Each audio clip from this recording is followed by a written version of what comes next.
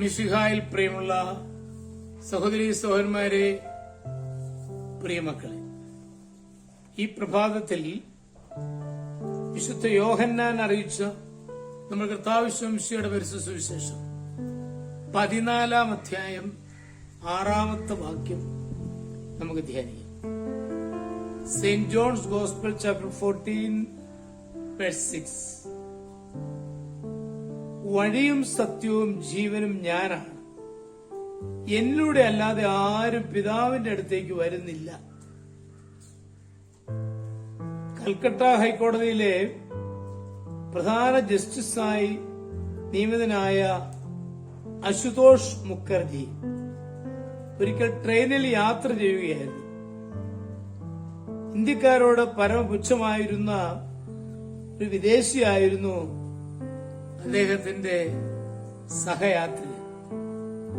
ഇയാൾ അശുതോഷ് ഉറങ്ങിക്കിടന്ന സമയത്ത് അദ്ദേഹത്തിന്റെ ഷൂസ് എടുത്ത് വെളിയിലേക്ക് എറിഞ്ഞു.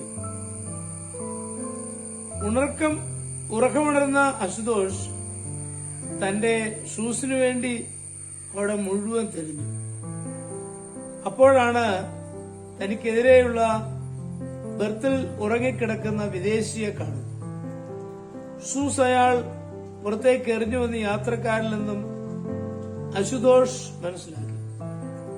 സീറ്റിൽ മടക്കി വെച്ചിരുന്ന അയാളുടെ ഓവർകോട്ട് എടുത്ത് അശുതോഷ് ഉടൻ പുറത്തേക്ക് എറിഞ്ഞു.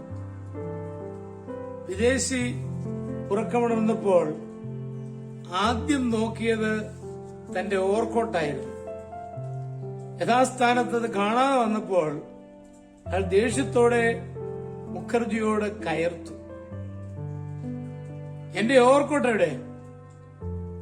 അശുതോഷ് ചിരിച്ചുകൊണ്ട് പറഞ്ഞു, ഓ കോട്ടല്ലേ, അതെന്റെ ഷൂ തിരക്കി പോയിരിക്കുകയല്ലേ. സഹയാത്രികർ ഒന്നടങ്കം പൊട്ടിച്ചിരിച്ചു. അതെ, യാതൊരു സംശയവും വേണ്ട, അവനവന്റെ പ്രവൃത്തികളാണ് ദൈവത്തിന്റെ അടിസ്ഥാനം എന്ന് നമ്മൾ കാണുകയാണ്.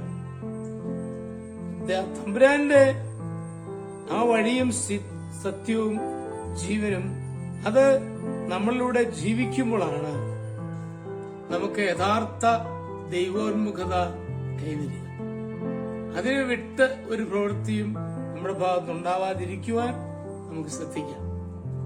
നമ്മുടെ കർത്താവ് മിശിഹായുടെ കൃപയും പിതാവായ ദൈവത്തിന്റെ സ്നേഹവും പരിശുദ്ധാത്മാവിന്റെ സഹവാസവും പരിശുദ്ധ അമ്മയുടെ മധ്യസ്ഥതയും നിങ്ങൾ എല്ലാവരോടും കൂടി